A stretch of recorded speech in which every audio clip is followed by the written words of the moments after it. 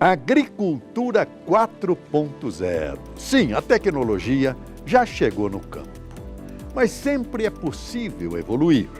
Ainda precisamos de melhoramento genético e bioinformática na pré-produção, uma precisão ainda maior durante o processo produtivo e uma logística capaz de diminuir o chamado custo Brasil.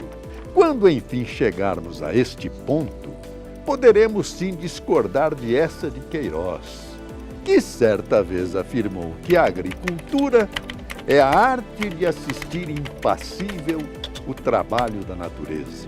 De acordo com a Confederação da Agricultura e Pecuária do Brasil, a CNA, o PIB do agronegócio deve crescer 3% em 2020 em relação a 2019. O bom desempenho do setor está diretamente ligado ao aumento da produção de milho, algodão, ovos para o mercado interno e do incremento das exportações de grãos e da venda de carne bovina, carne suína e frango. Meu convidado de hoje, neste Vamos Falar do Brasil, diz que podemos ter um protagonismo mundial em segurança alimentar, desde que eliminemos a insegurança jurídica brasileira. Defensor do agronegócio, ele não é um entusiasta da área somente porque tocou a casca rugosa de uma árvore e foi possuído de pensamentos verdes, mas sim porque segue a ideia do príncipe dos poetas Paulo Bonfim, que certa vez afirmou: é preciso que nos renovemos diariamente, pois os hábitos e as ideias velhas tornam-se doenças. E ele, é claro, não quer que o agro seja atingido por pragas oriundas de pensamentos desconectados com os novos tempos. Ex-ministro, professor e adepto da desburocratização. Recebo hoje Roberto Rodrigues, um homem que sempre acreditou que se o agricultor não planta, a cidade não janta.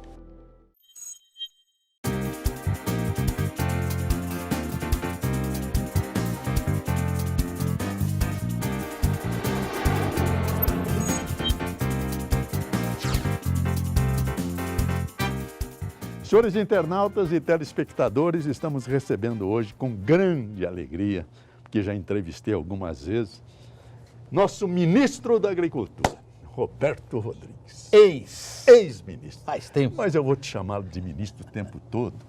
E com um detalhe, Roberto, normalmente eu apresento as especialidades do entrevistado, mas a sua biografia é tão vasta que eu falei com o Hélio, nosso diretor, falei, eu vou só apresentá-lo como ex-ministro ou como ministro e você roda tudo o que ele é, porque é muita coisa. Vamos sentar. O meu pai dizia que era especialista em generalidades. É isso aí, Roberto. Roberto, mas que alegria te ver. É minha, estar conosco. Prazer estar com você, viu? Aqui. Toda vez que eu entrevistei você, foram grandes entrevistas, viu? Graças a você. Algumas vezes me emocionei, como uma das últimas que você fez agora no Paraná. Foi bonito, porque falar do Brasil é bonito. O Brasil é bonito. O Brasil é bonito. O que teve de novidade para mim, que eu gostaria que já começasse por isso, é a chamada Agricultura 4.0. O que é isso? 4.0 é uma designação genérica para tecnologias de fronteira, né? O que está nesse tema hoje muito fortemente presente é o que tem a ver com tudo que é digital, né? A digitalização de máquinas que conversam entre si. Daqui a pouco vão ter colhedeiras andando na roça, colhendo 3, 4 colhedeiras manejadas por um único operador no escritório, via satélite, né?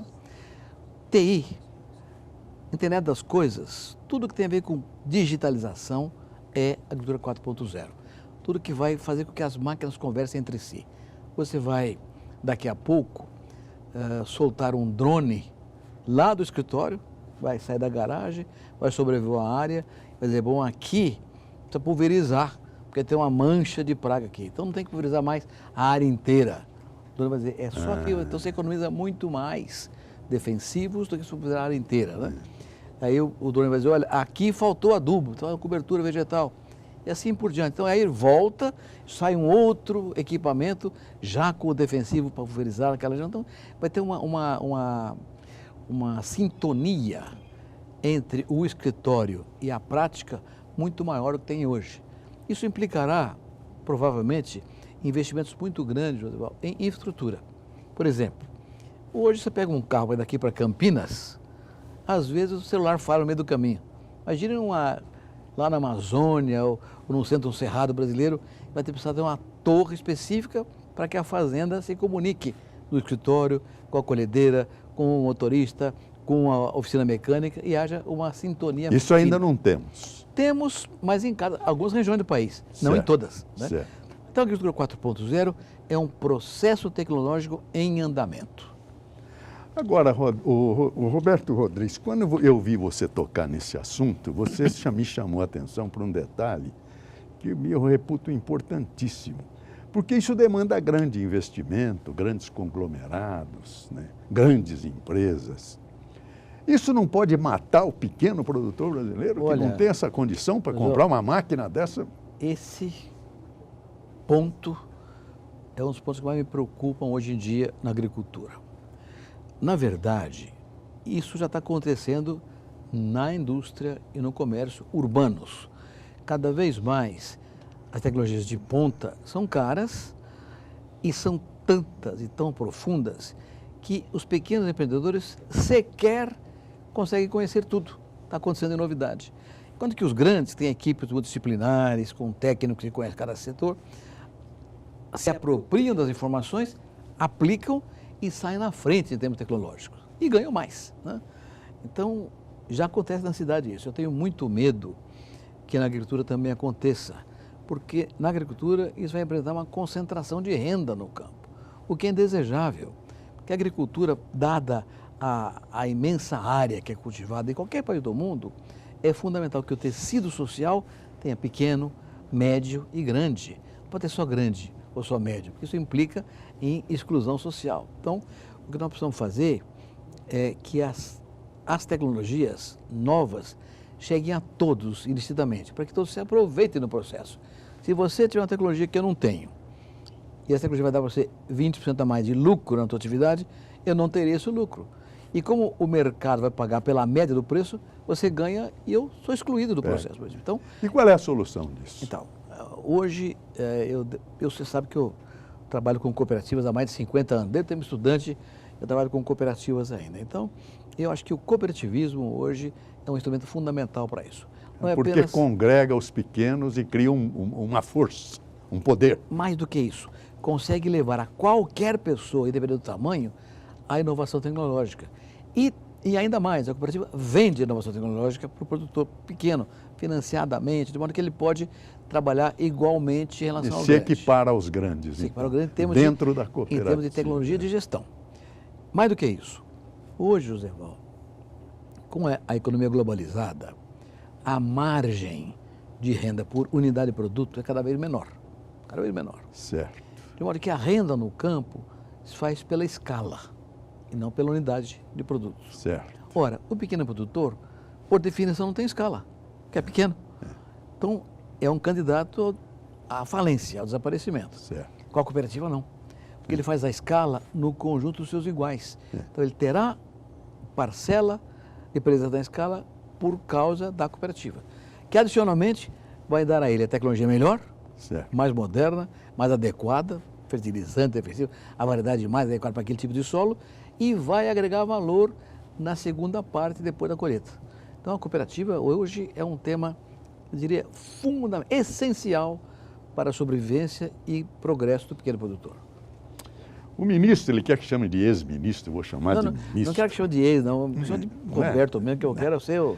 Ele me dá uma tranquilidade, porque eu fiz muitos comentários de crítica ao Stedley, quando ele fala na reforma agrária, que é arrumar 5, 6 alqueires para uma família com 4, 5 enxadas. Isso é condenar uma família à fome, não é? No mundo miséria, moderno. A miséria. Não é verdade? Hoje, olha, há uma palavra-chave em agricultura hoje, é sustentabilidade. Se tudo não for sustentável, não há espaço para ele no mundo comercial global. E a sustentabilidade é dada pela tecnologia. Então, sem tecnologia, não há nem produtividade, nem sustentabilidade econômica, social e ambiental. De modo que a tecnologia é a base para o progresso de qualquer produtor, em qualquer atividade, mas no campo mais do que nunca. Isso é uma realidade. Então, trabalhar com enxada ou trabalhar com a mão de obra desqualificada realmente é uma candidatura à miséria. Ministro, eu fiquei emocionado com uma palestra que o senhor deu no Paraná, em vários momentos da sua palestra. Por isso que eu falei que toda entrevista sua é bonita. Num dos momentos você estava narrando que nós temos campo, nós não desmatamos, mas nós temos juventude. E você citou que foi uma palestra em Paris para agricultores parisienses, você com 71 anos, não sei quanto tem hoje, e a plateia era mais velha que você. Como é que foi isso? Na verdade, E hoje nós temos jovens no campo. Na verdade, foi na Provence, não foi em Paris, foi na Provence francesa, uma cidade chamada Aix-en-Provence, tinha uma universidade de agronomia, e me convidava fazer uma palestra para produtores rurais franceses. Com prazer aceitei. Eu devia ter faz uns 5 anos, hoje eu tenho 77, devia ter uns 72 moço anos. ainda, moço ainda. Rapaz, um moço antigo, mas... Somos, né, Gilmar? Somos. Eu estou até na frente. Não tem pressa nenhuma, fica tranquilo. Mas eu fiquei muito impressionado porque realmente era um grupo de produtores franceses, praticamente todos mais velhos do que eu.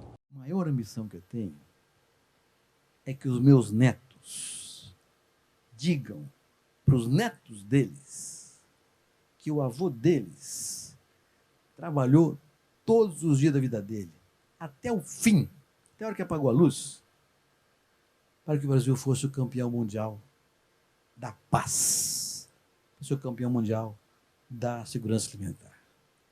Essa é a ambição máxima que nós temos que ter. Nós não estamos aqui para defender o agro, para nós ganhar dinheiro, para ficar mais rico. Claro, tem que ganhar dinheiro para viver.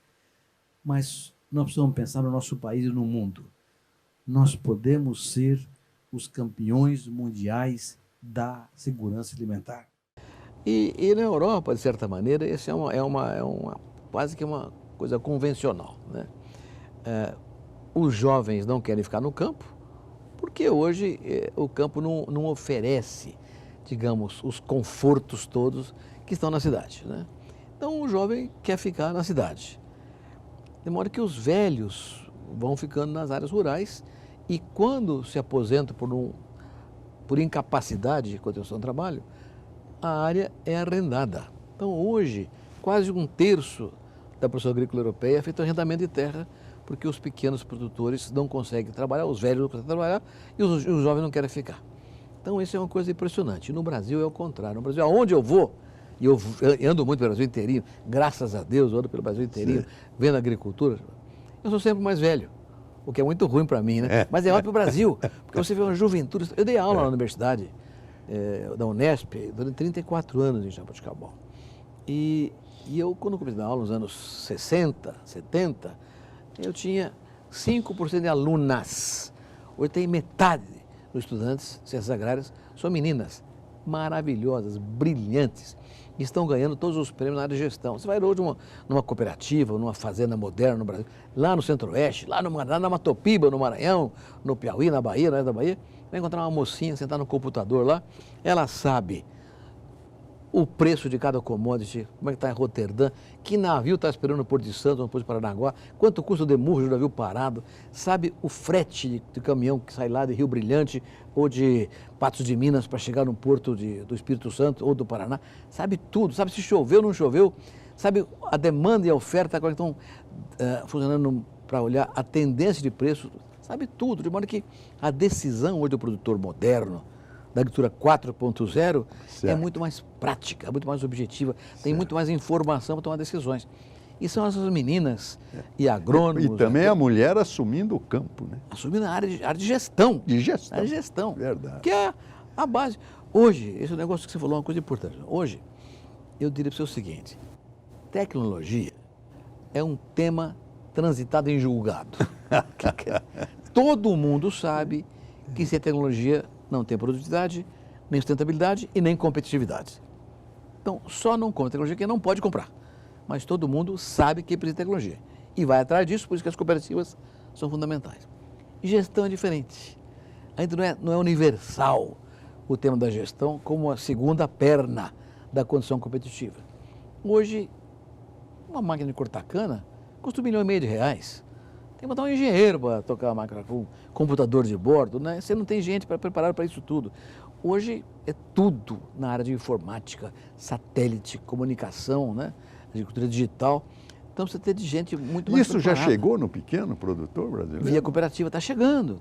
Não é, não é universal. Gestão ainda não é universal. Está chegando lentamente para todo mundo poder alcançar. Hoje, a questão da gestão ambiental é fundamental. Se você não cuidar direito dos recursos ambientais, você perde o que você tem, inclusive por causa da legislação vigente. O Código Florestal nosso é o mais severo do mundo. Nenhum país tem um código tão rigoroso com a preservação de recursos naturais, mata nativa, a questão da APP, da reserva legal.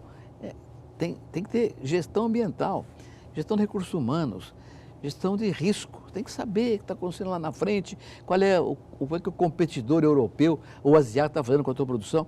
Então, há um conjunto de informações que só a gestão profissional pode produzir. E as moças estão fazendo muito isso e ganhando os prêmios nas universidades na área de gestão. Então, Roberto, isso uma juventude maravilhosa no campo hoje. Não chega para o povo, aliás, não chega para o mundo. Porque o Brasil, por exemplo, é acusado de estar destruindo a Amazônia. E eu vi uma palestra sua em que você disse que isso é uma fake news. Isso não é uma verdade. Eu gostaria que você falasse a respeito. Bom, aí vamos separar pedaços desse tema, né? O primeiro pedaço é a questão do desmatamento. Certo. O desmatamento, talvez, se divide em dois pedaços. O legal E o ilegal. ilegal.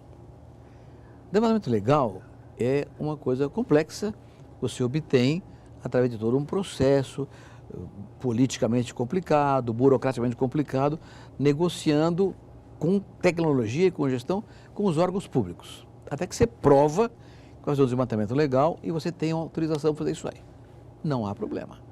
Pode desmatar legalmente. Hoje a lei permite isso. Cada vez é mais difícil, mas a lei permite isso. Então, não se discute desmatamento legal. Ilegal. Todo produtor rural conhece a legalidade e a ilegalidade do tema desmatamento. Nenhum é louco de desmatar ilegalmente, porque ele vai para a cadeia. Ele vai pagar um preço muito caro. É crime? É crime. Certo. Então, quem é que desmata? Desmata. Madeireiro. Ele que invade ilegalmente, vai lá e corta as árvores principais, deixa uma mata rala que depois desaparece com incêndio. Garimpeiro ilegal. Invasor de terra ilegal. Então, o desmatamento ilegal, você falou, não crime. é do empresariado. Não é do empresário rural correto. Não. Você vai dizer, bom, mas há regiões na Amazônia ou no Cerrado em que a pobreza rural é muito grande.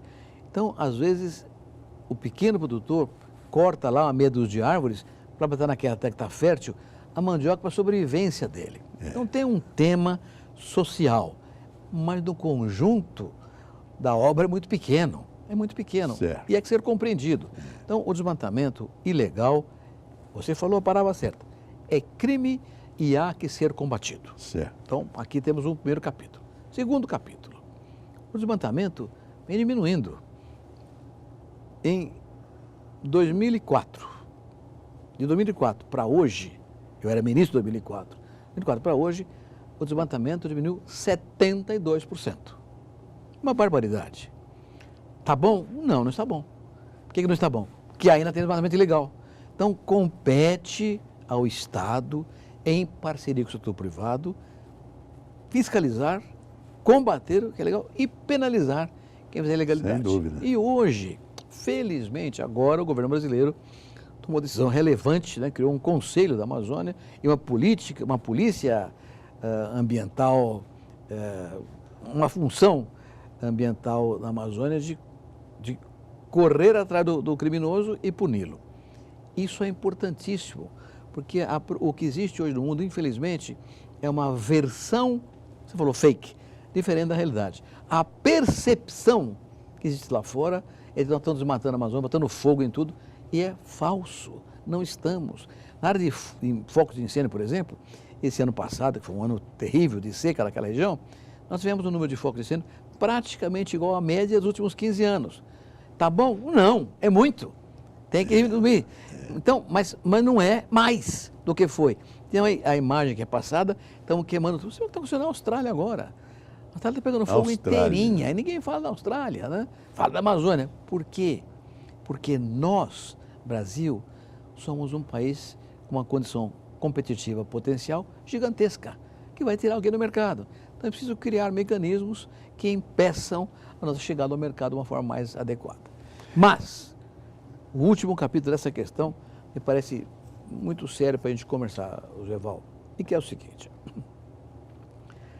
o tema do meio ambiente é um tema hoje globalizado e, sobretudo, está na juventude do mundo inteirinho. Não há nenhum jovem no mundo inteiro hoje que não queira preservar os recursos naturais, que não queira combater o desmatamento. Todo mundo quer. Aquela moça sueca, a Greta, que está hoje aí, virou uma estrela mundial, ela está falando uma coisa óbvia. Todos os jovens do mundo querem combater quem destrói o meio ambiente.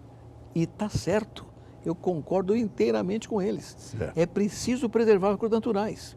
E é por isso que a sustentabilidade se consegue através da tecnologia. Só que essa necessária ambição de combater quem destrói o meio ambiente acaba levando a duas consequências paralelas e perigosas. Muitas vezes ditadas pela incompreensão ou pelo desconhecimento ou pela mentira, né? Por exemplo, recentemente me contaram de uma moça que disse: eu não como carne de vaca, porque essa vaca é criada numa área que era floresta, desmataram a Amazônia para fazer pasto para a vaca, então eu não como a carne de vaca. Tem uma série de enganos. Primeiro, ela não come carne de vaca, mas usa sapatos de couro, bolsa de couro, que é da mesma vaca que come no mesmo pasto. E come o trigo, o feijão que é plantado nessa área também. E segundo, a pecuária de corte tradicional está no centro-oeste, no sudeste, no sul. A região amazônica tem uma área muito pequena que é desmatada legalmente fazer pastagem. Outra questão, uma pastagem madura, sabe disso? Uma pastagem madura, velha, ela sequestra menos carbono do que um pasto novinho em folha, bem adubado e bem constituído. Então, na verdade, preciso explicar as coisas cientificamente. A verdade é difícil de mostrar porque ela é ciência, né? Então, você tem que gastar tempo explicando e tem pessoas que não querem saber disso. Então, a consequência desse processo, há duas consequências que são deletérias ambas. Uma delas pode levar, por exemplo, está levando, na verdade, a mudança de hábitos alimentares. Eu tenho conversado com muita gente, falando: eu não quero comer carne, eu quero comer um hambúrguer de jaca, um hambúrguer de abobrinha. Tudo bem, eu acho que cada um come o que quiser, tá certo? Mas você não pode obrigar o outro a não comer também. Também então, mas há uma mudança de hábito alimentar que está acontecendo no mundo inteiro. Isso vai mudar, obviamente, a percepção da produção. Se não querem comer a abobrinha que eu planto, mas querem comer a jaca que eu plantar, vou plantar jaca. Ninguém é louco plantar que ninguém quer consumir. Então isso vai mudar o cenário global de consumo e, portanto, de produção.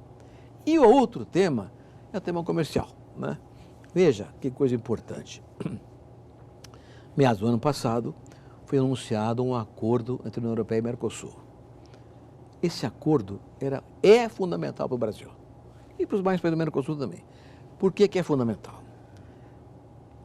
A guerra China-Estados Unidos, que agora está caminhando para um acordo, para um desenlace razoavelmente equilibrado, mas essa guerra vinha produzindo um neoprotecionismo global. Então, todas as regras da OMC, que é a Organização Mundial do Comércio, foram construídos a duras penas durante décadas de discussões e entendimentos difíceis, muitas vezes. Tudo aquilo estava sendo jogado no chão, no lixo, porque a guerra Estados Unidos e China estava levando os países desenvolvidos a protegerem mais seus produtores. Ora, esse protecionismo, à margem das regras do OMC, no médio e longo prazo, acabaria prejudicando os países emergentes, como o nosso país.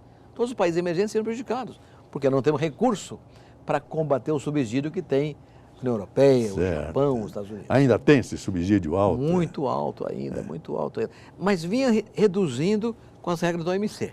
E agora essa guerra estava recrudescendo de novo esse negócio aí. Então, o acordo entre a União Europeia e Mercosul mitigava esse neoprotecionismo e nos traz de volta ao jogo. Certo. Nós estávamos fora, Gilberto, do xadrez mundial do comércio exterior, estávamos fora. Já somos longe geograficamente. Estávamos ficando fora com esses sistemas de negociação. Então, esse acordo era fundamental. E por que há hoje uma discussão, basicamente na Europa, contra o acordo? Porque os produtores europeus sentem que serão prejudicados pelos produtores da América do Sul, que são mais competitivos que ele. Então, está havendo hoje um debate na Europa contra o acordo do lado dos produtores rurais. E os governos acabam reproduzindo essa reclamação e usam como argumento as notícias inverídicas, que desmataram a Amazônia inteirinha, que pegam fogo na Amazônia inteirinha, e ninguém fala da Austrália, porque não é um país que vai competir perigosamente. Então, você tem ideia do índice de desmatamento nosso em relação a todo o território? Quanto é? Não. Eu vi que você citou isso. Tem um dado da Embrapa. Sei. Portanto, acima de qualquer suspeita, um dado da Embrapa que diz o seguinte, olha os números, 66% do território brasileiro ainda estão cobertos com matas nativas, com vegetação nativa. 66%? 66%, 2/3 do território nacional. Então tem 1/3 ou 30% que já foram cultivados. Desses, todas as fazendas no Brasil de agricultura, toda a agricultura, de alface e eucalipto, passando por feijão, arroz, algodão, cana, tudo que é vegetal, ocupa apenas 9% do território brasileiro. 9%.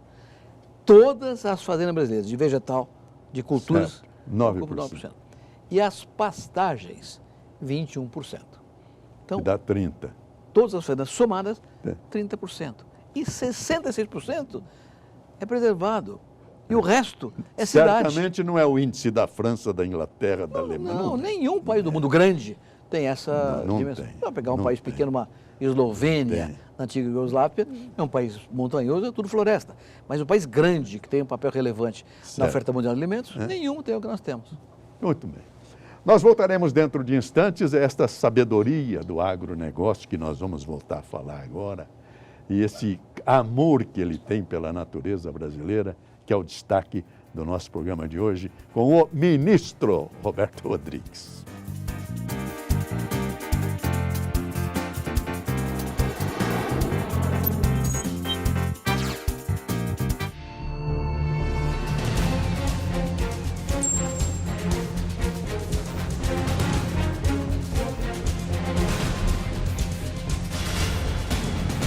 Senhores internautas, estou aqui saudando a todos os internautas e telespectadores para divulgar o nosso programa Vamos Falar do Brasil, que tem o projeto de mostrar o que é o nosso país. Primeira frase que eu usei vale até hoje: o que apodreceu no Brasil foi a República. A nação continua incólume, intacta. Nossos artistas, nossos industriais, nossos agricultores, nossas mulheres, todos constroem essa nação com orgulho e com grandeza. E com um detalhe curioso, todos os grandes nomes que aqui vieram para enriquecer o nosso programa citam uma frase impressionante: as empresas são as pessoas. Por isso que eu vou mostrar para os senhores como para nós também o programa são as pessoas. Eu vou citar as pessoas que já vieram. Começou com o governador João Dória. Deixou o palácio do governo e veio aqui para abrir o programa Vamos Falar do Brasil. José, você tem razão. Educação e saúde são duas prioridades tão óbvias que devem fazer parte das prioridades de qualquer governo, estadual, municipal e federal. Na sequência, veio um dos maiores jornalistas do nosso país, que é o Flávio Rico. E como surgiu a Jovem Guarda, hein? Você lembra do programa? O Nelson Colaferro Júnior. Um país com tanta luz, né? Com tanta coisa boa, tantas notícias boas. O sol está chegando para... Você está falando de outro país. Não, notícias boas. Estou falando do nosso, claro. Foi um show. O Flávio Correia, o Faveco, que é da Ogilvy.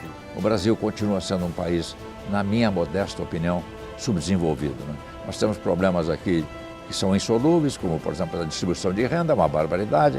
Veio também o Luiz Tejon, do agronegócio, um homem que teve uma infância dificílima. Eu cheguei a dizer que ele era um menino inviável. Mas olha, parabéns, eu te admiro, você é um inspirador. O que eu melhorei na minha vida quando eu passei a prestar atenção em você. Também veio, aí foi a beleza da coisa, falar dos nossos bichinhos. Foi o Sérgio Zimmermann, que deu uma palestra bonita sobre esse amor que o ser humano tem pelos animais. Se você tem um espaço pequeno, é uma judiação você colocar um cachorro grande. Também veio, figura extraordinária, ele é ministro da Saúde, Dr. Luiz Henrique Mandetta. Europeu, eles todos são sistemas já de muitos anos e o Brasil, na primeira infância, vamos dizer assim, no sistema de saúde. Esse ano o SUS faz 31 anos, quer dizer, se fosse uma pessoa, seria um adulto jovem. E o Jaime Basso, da Sicredi, uma cooperativa que está levantando e ajudando a construir a economia brasileira. Falar sobre cooperativismo é algo muito importante. Eu gosto muito disso, estou no cooperativismo há algum tempo e eu tenho a convicção que é através da cooperação, é através do voluntariado que nós vamos fazer um mundo melhor. Veio também o Carlos Wizard Martins. A grande inspiração veio do Mágico de Oz, The Wizard of Oz. Na sequência, veio o Milton Beck, que é o diretor-geral do LinkedIn em toda a América Latina. O LinkedIn é uma rede social profissional. Então, é uma rede social que tem por objetivo conectar profissionais. Mário César Martins de Camargo, uma figura linda do Rotary Internacional. Enquanto o Rotary cuida dos recursos humanos, que são os rotarianos, esse exército de 1,2 milhão de voluntários, a Fundação Rotária cuida do patrimônio e dos investimentos em programas humanitários. Armando Ferrentini. Todos nós, né? Os 200 milhões de brasileiros têm que ajudar na recuperação do país. Na sequência, veio esta figura extraordinária do Joseph Cury. Independente das pessoas, se elas assumirem esse papel, entenderem esse papel, o Brasil vai ser um país maravilhoso. Nós vamos agora nos voltar também para as pequenas, grandes coisas deste Estado. Por isso está aqui o senhor Fernando Galvão, que é o prefeito da cidade de Bebedouro. Já tem gente que fala que você é louco. Nunca a ferrovia vai voltar no Brasil. Vai voltar. Na sequência, veio José Carlos Semenzato, um homem que começou produzindo coxinhas aos 13 anos e construiu um verdadeiro império. Que na vida, não importa onde você esteja, você tem que fazer o melhor sempre.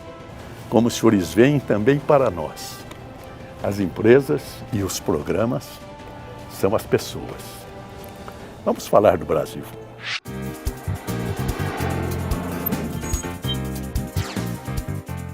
Senhores telespectadores, nós estamos hoje falando do assunto mais importante do mundo, que é o alimento, que é a produção. O ministro Roberto Rodrigues chegou a dizer que a história das guerras do mundo é a história da luta contra a fome, não é isso? Exatamente. Sim. Exatamente. Praticamente todas as guerras que nós tiveram na origem um problema de fome.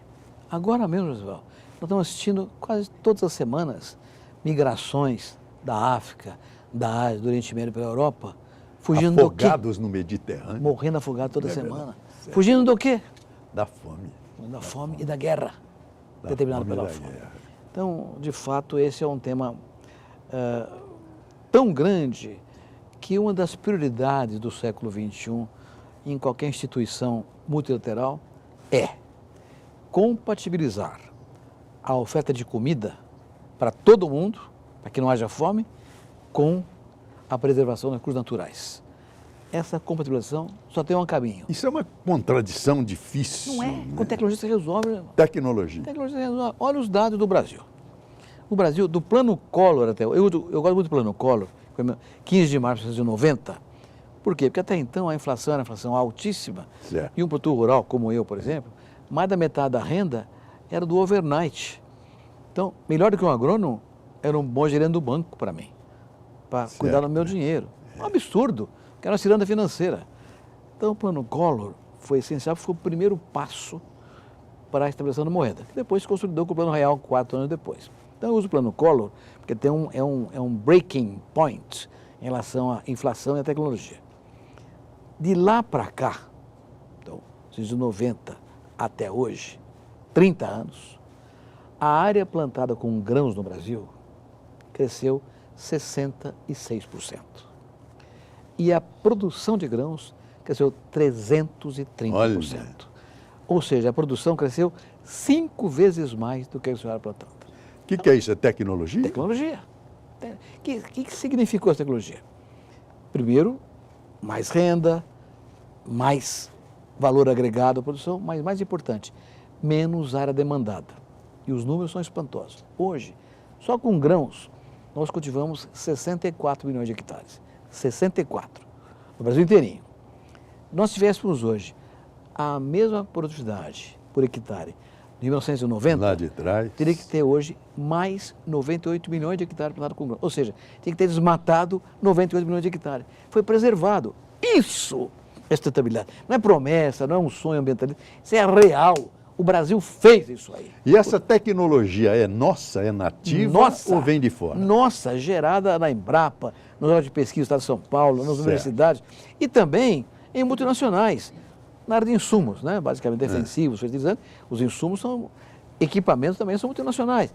Hoje o mundo é um só na questão tecnológica, não tem mais é meu, é teu. A tecnologia hoje é dominada por todo mundo. Então, na verdade, a tecnologia brasileira conduziu a uma sustentabilidade espetacular.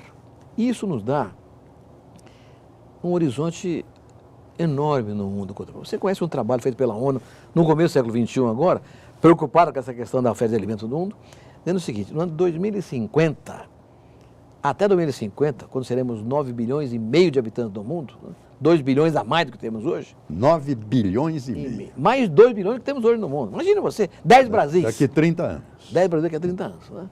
A mais, né? Então, a ideia é que a produção de alimentos tem que crescer 60% até lá. Eu sempre discuti muito essa numerologia, porque eu acho que as tecnologias que vêm surgindo são tantas, profundas e amplas, abrangentes, que qualquer número acima de 10 anos fica teórico. Certo? Muito bem. E também pensa assim a FAO, também pensa assim a OCDE. E fizeram um estudo recentemente dizendo o seguinte: em 10 anos, a oferta mundial de alimentos precisa crescer 20%, para que ninguém passe fome no mundo. Parece fácil. 20 por 10, 2% por ano. Moleza. Não é. Por que não é moleza? Os Estados Unidos cresceram 10% no máximo. Canadá, 9%. A União Europeia, 11%. A Oceania, 12%. O país da Eurásia, China, Índia, Rússia, no máximo 12%. Ninguém cresce 20%. Então, diz a OCDE. E agora esse estudo é confirmado pelo USDA, que é o Ministério da Agricultura dos Estados Unidos. Para que o mundo cresça 20% em 10 anos, o Brasil tem que crescer 40%. A OCDE disse isso? A OCDE disse isso e o USDA também disse a mesma coisa. E a FAO também. Então são organizações multilaterais dizendo o seguinte: Brasil, pelo amor de Deus, em 10 anos, aumente a produção de alimentos em 40% para que o mundo aumente em 20%, a metade. Você tem que ser o dobro do mundo. Para quê? Para ter paz no mundo. Para ter comida e ter paz, não ter guerra. Então, a ONU, quando se preocupa com isso, o papel dela é defender a paz, está preocupada com garantir a paz, com comida para todo mundo. Então, é uma extraordinária demanda que o mundo coloca no nosso colo hoje. O Brasil é que vai ter que responder por esse crescimento de alimento. É o Brasil. E garantir a paz. E garantir a paz. Joseval, garantir a paz. Pode ter missão mais tornada para um povo. Agora, ministro, tem um problema. Pelo que eu sei, pelo que eu li, A OCDE reúne os países ricos, os países mais ricos que são pouco, 30 e poucos, 37. E o Brasil está fundado em 48, não é isso? O Brasil está numa longa fila para tentar entrar na OCDE e não consegue. E a OCDE vem dizer que nós é que salvamos o mundo? É um estudo técnico. Por que nós queremos entrar na OCDE? O que é a OCDE? Certo. É importante saber o que é a OCDE. E agora, os Estados Unidos nos apoiaram para entrar na OCDE também, né? Finalmente. Ah, sim, afinal. A OCDE chama-se Organização de Cooperação para o Desenvolvimento Econômico. Certo. É um think tank. O que é um think tank? É uma academia do mais alto nível no mundo inteiro, faz estudos econômicos para os países membros ou para quem contata o trabalho dela.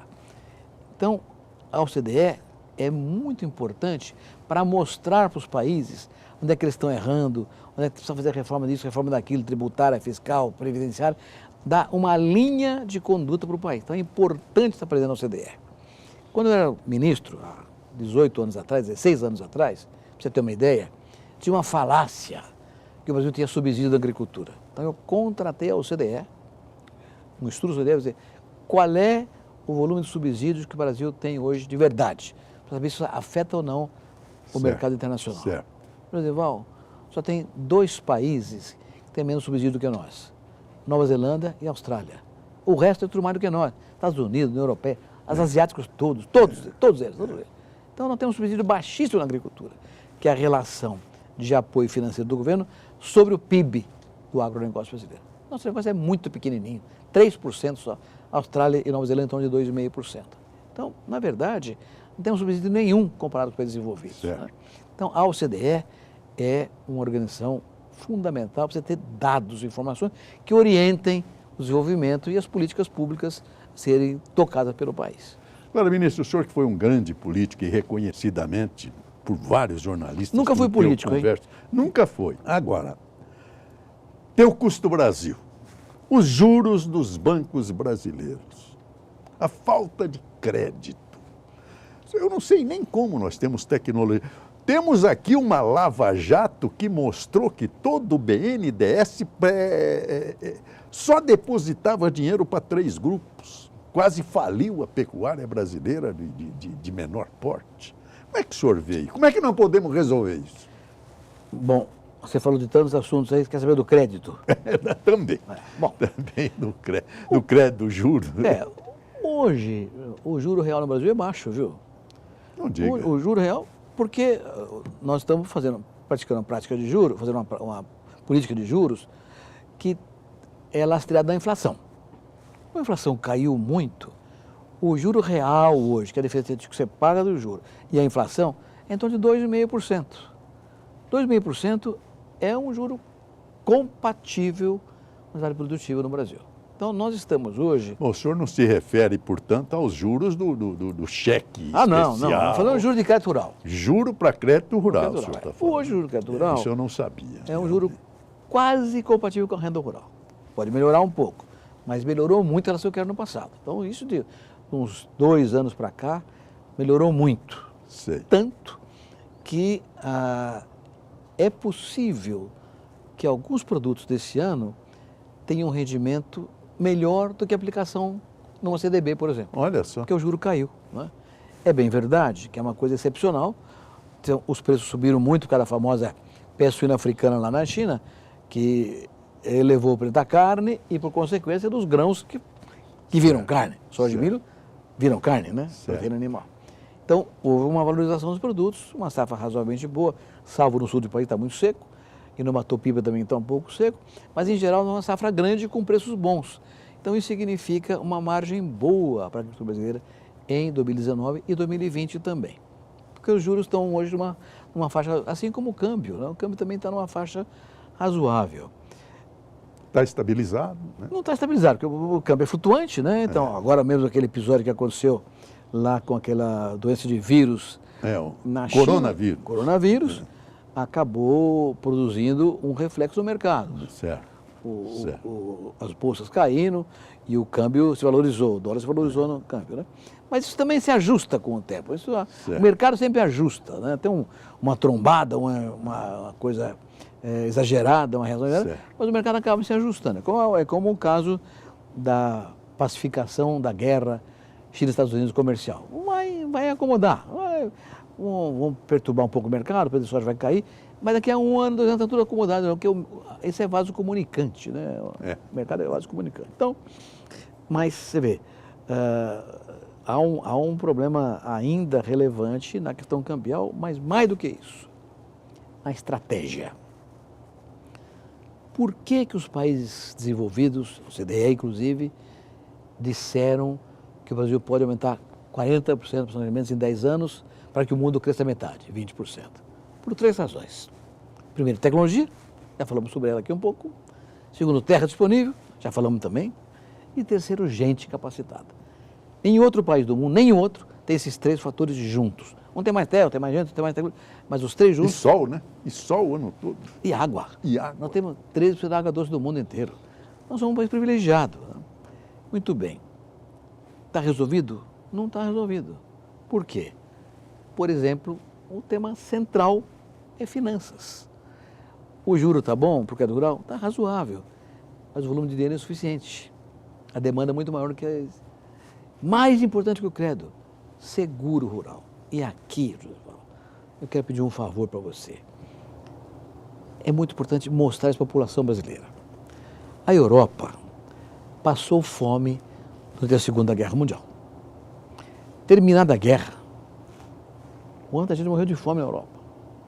Quanta gente morreu de fome? Na Rússia, quanta gente morreu de fome? Os países europeus decidiram, nunca mais passaremos fome. Naquele então, falando em 1945, 46, a Europa era importadora de alimentos. Criaram um programa com subsídios e seguro rural. Hoje a Europa é exportadora de alimentos. Por que isso é importante? Compreender isso é importante. Por que os governos decidiram que não passariam mais fome? Porque a fome derruba o governo. Todo mundo é consumidor. Produtores são poucos que são. Então, um consumidor prejudicado se revolta com o governo e tira o governo. Então, os governos estabeleceram mecanismos de apoio ao produtor rural. Não é porque o rural é bonitinho, não.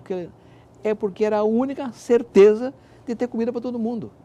O produtor é um instrumento de abastecimento. Então, a definição do subsídio do seguro rural foi para o produtor não ir embora, para ficar lá para não faltar comida para o consumidor urbano, que ele é que vota no governo e elege o governo. Então, a questão política por trás do seguro rural, que é fundamental, e no Brasil não se entendeu isso ainda. Ninguém quer proteger o produtor rural. O que é preciso é que ele tenha estabilidade da atividade dele, para ele não ir embora e alimentar o povo inteiro do seu país e do mundo. O Brasil hoje alimenta quase 2 bilhões de pessoas no mundo inteiro, inclusive nossa população. Então, nós precisamos ter um seguro rural digno desse nome. O seguro rural foi a primeira coisa que eu fiz com a Ministra da Agricultura. Em 2003, a primeira coisa que eu fiz com o apoio da bancada da Agricultura foi criar o seguro rural. Já faz 17 anos e tem só 10% da área brasileira agricultura coberta pelo seguro rural. É nada.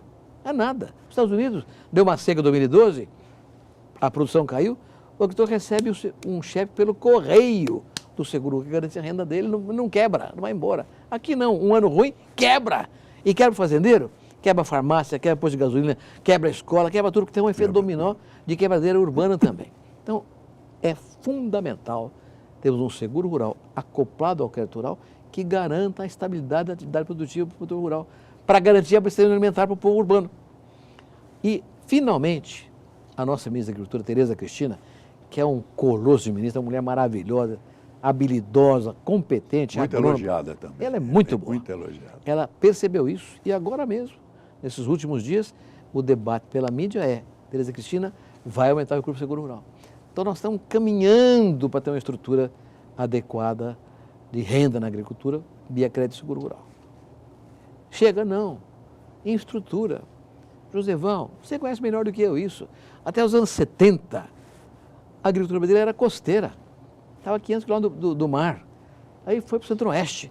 Quando o Cerrado foi aberto pela Embrapa, foi para o Centro-Oeste. Mas a estrada não foi, a ferrovia não foi, o armazém não foi. Fala a produção, mas não tem como tirar de lá. Então, um custo de um saco de soja hoje, lá no norte do Mato Grosso, é quase o custo do transporte dele para Araraguá. Então você perde a quantidade na infraestrutura. Tem que fazer infraestrutura. Mas nós não estamos transportando pelo porto lá do norte pouco e ainda. cruzando Ainda pouco. o canal do Panamá, já mas invadindo. é muito caminhão ainda. Até chegar no porto é caminhão. Então tem que ter trem, tem que ter porto para habilitar. Mas o Rometo está com um projeto, né, do Norte-Sul. O ministro da infraestrutura, que é o Tarcísio Freitas, tem um projeto maravilhoso. Vou botar dinheiro nisso. Como? Parceria público-privada. Como? Tem que dar segurança jurídica para o payback do produtor rural, do investidor. Então, o governo está fazendo isso. Então, nós estamos caminhando para melhorar seguro e estrutura. Terceiro, comércio. Você tem uma ideia? 40% do comércio mundial de alimentos hoje se dão em acordos bilaterais. O grupo país faz um acordo entre eles, à margem da OMC, para trocar mais produto. Que é a Organização Mundial do Comércio. Mas à margem, por quê? Para ter mais comércio. Para quê? Mais emprego, mais renda, mais progresso. Então, o comércio é fundamental nesse processo aí. Nós não temos nenhum acordo bilateral relevante. Por isso, o acordo entre a União Europeia e o Mercosul é essencial para o nosso futuro. Então, são temas que estão numa estratégia. Essa estratégia bem articulada é que permitirá ao Brasil ser o campeão mundial da segurança alimentar. Ministro, eu adoro esse tema também, porque eu sou do interior, eu sou capial. E meu primeiro emprego foi na Companhia Química Rodia Brasileira, a gente vendia BHC para a região do algodão.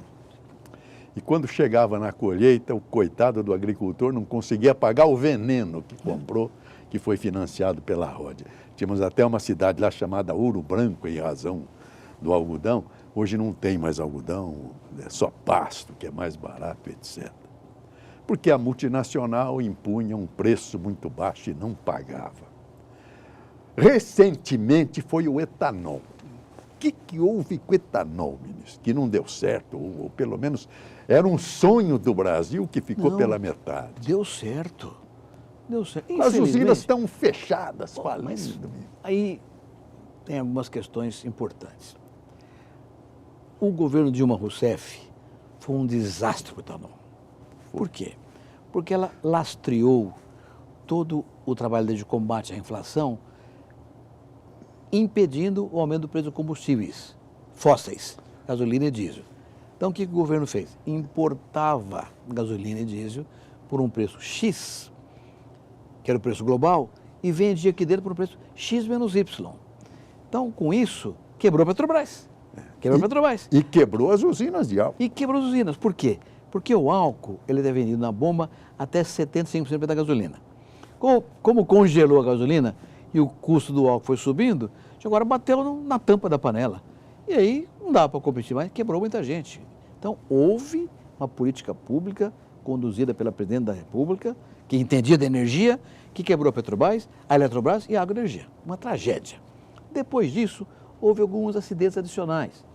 A Índia decidiu montar um grande programa de açúcar para trocar a produção de arroz, que era muito precária e da renda muito baixa. Então, depois subsídios enormes para a produção de açúcar, de cana-de-açúcar na Índia. Resultado, a oferta mundial de açúcar cresceu muito, o estoque cresceu, a oferta aumentou, a demanda aumentou, então os preços despencaram. Prejudicou também a usina brasileira. A usina de açúcar. Então, o álcool prejudicado pelo governo e o açúcar pelo mercado internacional. Isso tudo agora está se equilibrando, porque as coisas mudaram, já desde o governo Temer essas coisas vêm mudando, tem uma visão diferente. Você sabe que agora o Petrobras, o preço é flexível de acordo com o que está acontecendo no mercado internacional, então não tem aquele negócio de comprar caro e vender barato aqui, hoje tem uma ligação muito forte. Isso dá uma verdade do processo produtivo. E também a safra indiana está diminuindo, de modo que a oferta mundial de açúcar também cairá. Então agora está começando a retomar esse processo de açúcar e de etanol. Mas o resultado é fantástico. Roosevelt, uma cidade como São Paulo... São Paulo é um canavial. Não, a cidade de São Paulo, como grande cidade do mundo, é a cidade menos poluída das grandes cidades do mundo. Por quê? Por causa do etanol. 27% da gasolina brasileira tem etanol. E os carros flex têm 100% de etanol. E tem biodiesel já hoje também, trocando diesel fóssil. Então, as emissões de gás de efeito estufa em São Paulo são muito menores do que no México ou em Tóquio, por exemplo, ou grandes cidades chinesas e indianas. Então, as doenças pulmonares despencaram em São Paulo. graças ao etanol, à agroenergia, ao biocombustível. Isso agora está levando um novo choque positivo com o álcool do milho, né? Hoje ficou competitivo produzir álcool também de milho. E o milho tem uma vantagem em relação à cana. A cana é uma cultura extensiva e cara, uma cultura de custo muito elevado. Então nunca foi possível transformar o etanol numa commodity global, porque poucos países produzem cana. Agora, milho não. Qualquer país produz milho. Então eu estou achando, Geval, que o etanol de milho, que vai somar ao etanol de cana, vai permitir transformar o etanol numa commodity global. E aí nós vamos levar uma vantagem louca, porque ninguém compete conosco nas dois etanóis. Então há um cenário novo na agroenergia, positivo, tanto quanto foi o pró-álcool nos seus inícios. Mas eu acho estranho a usina não poder vender direto para os postos de gasolina. Isso é proibido, né? Há uma discussão sobre isso. Mete a distribuidora no meio e eu acho que encarece o produto. Há uma discussão sobre isso que é realmente interessante. Você tem toda a razão. Você tem, por exemplo, um caminhão de álcool que produz lá em Ribeirão Preto, traz para Paulínia, mistura gasolina e volta a Ribeirão Preto. Há um transporte que tem um custo elevado. Mas é a única maneira de você controlar adequadamente o volume de produção. Você fazer da indústria direto para o posto de gasolina, pode ter malandragem. Ele pode vender um álcool sem nota fiscal, passar por fora dos controles. Esse pode ter uma sonegação tributária e pode ter um descontrole em relação à produção versus a demanda. Então, isso inibe uma ação de controle de governo. Então, é uma discussão que precisa ser bem tratada. É possível, eu até acho que é bom vender direto na bomba, mas tem que ter um sistema de controle rigoroso que nem sempre existe num país grande como o Brasil. Então, é uma discussão a ser resolvida. Mas a agroenergia, com o etanol de cana, o etanol de milho, a bioeletricidade gerada nas usinas de açúcar e álcool com o bagaço da cana, que joga na rede de eletricidade, o DDG, que é o resíduo da produção de milho, que é um altamente proteico para a alimentação animal, tudo isso é uma inovação tecnológica que joga o Brasil para cima, com país tropical e tecnologia adequada. Ministro, e a situação do mundo? Está meio complicada, com o mundo islâmico, com a Coreia do Norte com as suas bombas, a guerra de Israel, esse atrito da China, que ainda não se acertou com os Estados Unidos. Como é que o senhor, que é um homem que corre o mundo, observa isso nessa década de 20, do século XXI? Olha, esse é um tema muito mais delicado, muito mais alto para a minha compreensão, tá certo? Mas o que eu observo hoje é um crescimento de idiosincrasias, de preconceitos, de ódios, de desigualdades, de exigências absurdas. Então você vê hoje famílias desmanchando, amigos perdendo amizade por causa de radicalismo ideológico ou de visão. Às vezes não é nem ideologia, é uma visão. Tem que ter a guerra mesmo para acabar com o negócio aí, né? Então, o que eu acho que está acontecendo no mundo hoje é um crescimento do ódio e, portanto, do desentendimento, né? E isso acaba contribuindo para o que nós falamos há pouco em relação ao OMC. As grandes organizações multilaterais que cuidam da paz, da saúde, do meio ambiente, da alimentação, vão perdendo importância no mundo. Os países, seus agentes econômicos, passam a desrespeitar as regras construídas a duras penas, durante décadas, por grandes governantes do mundo inteiro, sob a égide da democracia. E o risco é a democracia ser erodida. Não há progresso, Geval. Não há paz sem democracia, né? E essa idiosincrasia que é alimentada no mundo por diferenças de opinião, por governantes radicais, sem visão de globo, isso está colocando o mundo numa situação menos estável do que tínhamos há 20 anos atrás. Quem é o líder do mundo hoje, Josival? Quem é o líder que você seguiria hoje do mundo? Nós somos de um tempo que tinha Churchill, De Gaulle, tinha Mao Tse-tung, tinha Hitler, tinha Stalin, tinha Kennedy, tinha líder. Você podia não gostar de um ou de outro, mas tinha líder. O mundo era um mundo bipolar e qualquer pessoa tinha uma ideologia para seguir. Hoje quem é que é o líder mundial? Quem é o líder mundial? Não tem. Não tem. Então, como falta liderança no mundo, falta rumo, falta definição. Certo. E a indefinição leva à insegurança. A insegurança leva à incerteza. Incerteza leva à desconfiança e leva à falta de paz. Então, o que nós precisamos é ter um projeto global que empolgue a humanidade toda numa direção correta pela paz. Qual é? Comida para o mundo inteiro. Então, o Brasil tem um papel pela frente que nunca tivemos antes. O mundo está dizendo, Brasil, por favor, aumente a sua produção de comida em 40% em 10 anos para que não falte comida no mundo e a gente seja campeão mundial da paz.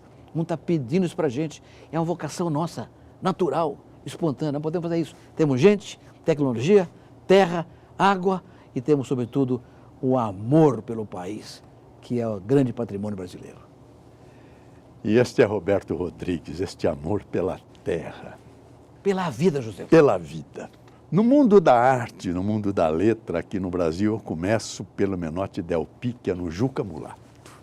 Nuvens voavam pelo ar, como bandos de garças, artista boêmio sol, mescla na cordilheira pinceladas esparsas de ouro fosco. No mastro da Prumas de São João, Juca Mulato cisma a sonolência vence e vem da tarde que expira e da voz de um curiango narcótico de ar parado, veneno que há no ventre da treva e na alma do silêncio. Mas não é só. Há 2000 anos tinha Virgílio, falando de agricultura e do mundo pastoral. Virgílio chegou a criar a sua lápide, Mantua me genuit. Nasci em Mantua, cessine agra rura dulces. Cantei os pastos, os campos e os pastores. Mas a grande homenagem para esse homem que ama a terra é de Chico Buarque e Milton Nascimento. É o cio da terra, debulhar o trigo, recolher cada bago do trigo, forjar no trigo o milagre do pão e se fartar do pão.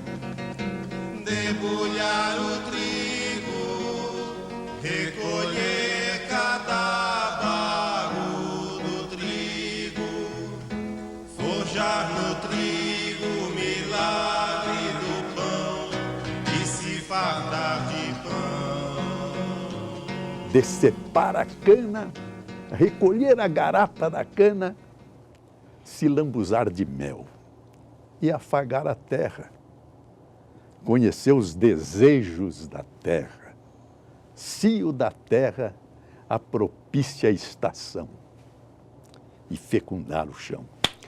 Ministro, coisa que maravilhosa. Alegria tê-lo aqui conosco mais uma vez. Alegria, prazer. O senhor me emocionou. Sempre estar com você aqui. Grande prazer. Muito obrigado. Eu fico feliz de ter no meu país um homem como o senhor, sinceramente. Muito obrigado. De ter um homem como o senhor. Estamos quites. Estamos quites.